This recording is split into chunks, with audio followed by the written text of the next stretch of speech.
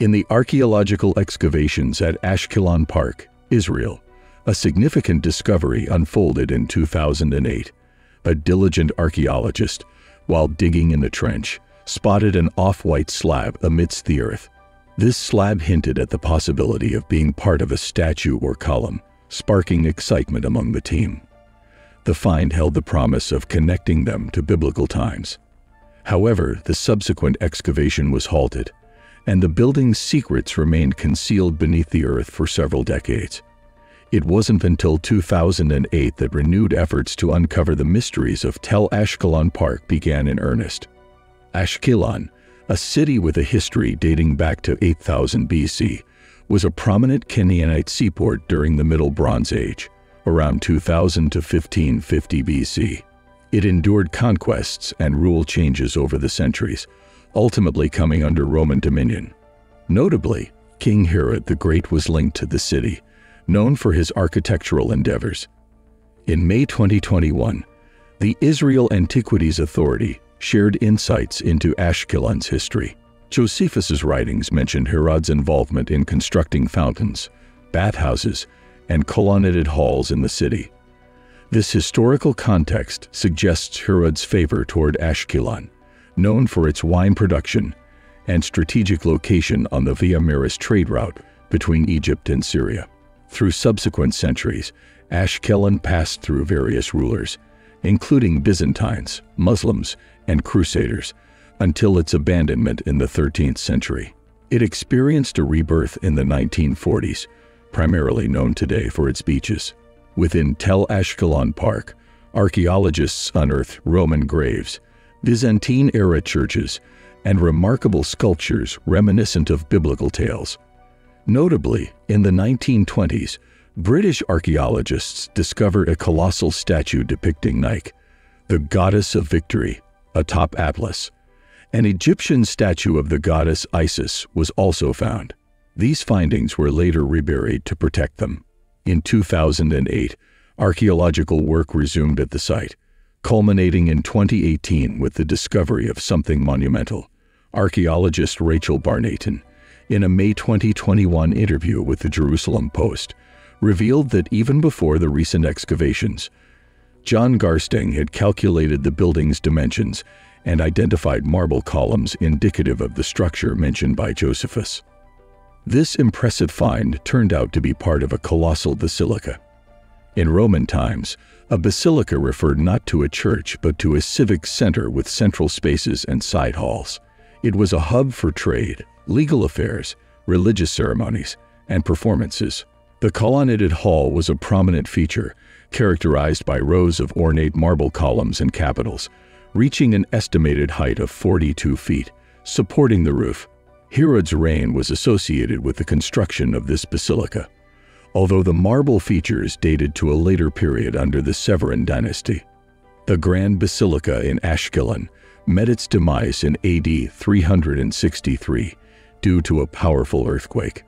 During Muslim rule, parts of the ruined structure found new use, including repurposed marble items in Jaffa's Mahmudiya Mosque.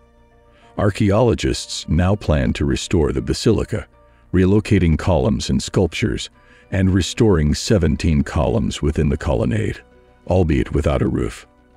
Adjacent, the Odeon undergoes modernization. Tel Ashkelon Park will feature pathways, improving access to its rich heritage.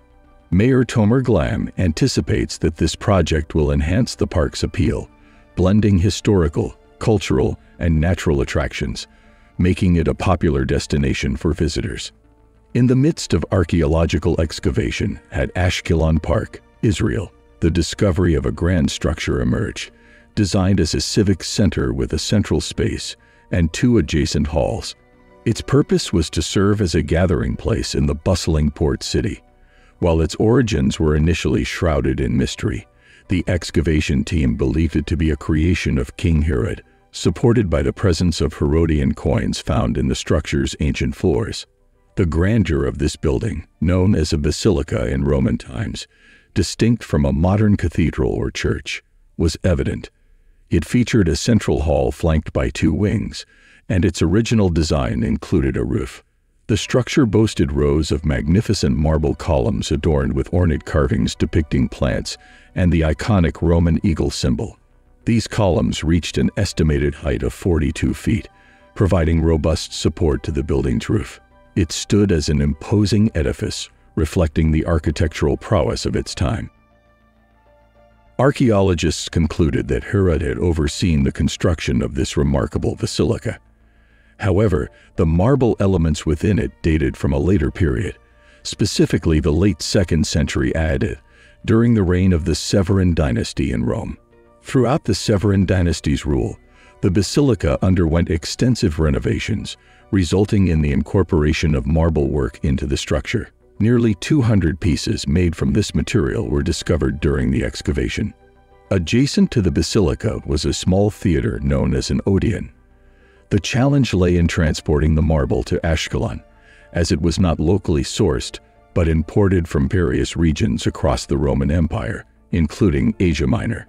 Despite its initial grandeur, the basilica's fate was sealed in AD 363, when a massive earthquake shook the area, causing extensive damage and leading to the abandonment of the building. Later, during the Muslim rule of Ashkelon, parts of the basilica were repurposed in other constructions.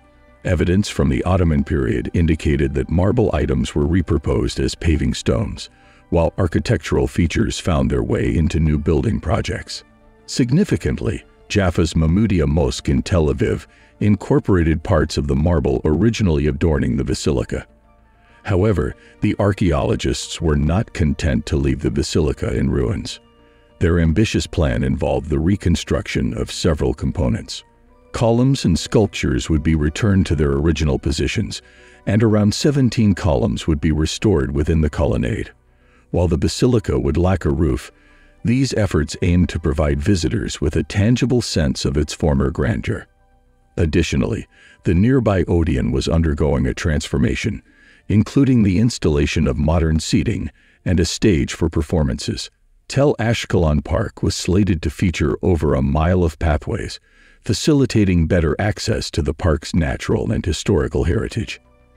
Ashkelon Mayor Tomer Glam expressed enthusiasm for the project, anticipating that it would significantly enhance the park's natural beauty and strengthen its status as Israel's most beautiful and well-maintained national park.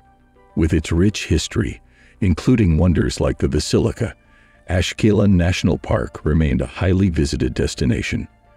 The ongoing restoration, conservation work, archaeological discoveries, and improved pathways were poised to enhance the park's overall appeal, showcasing a compelling blend of historical, cultural, and natural attractions.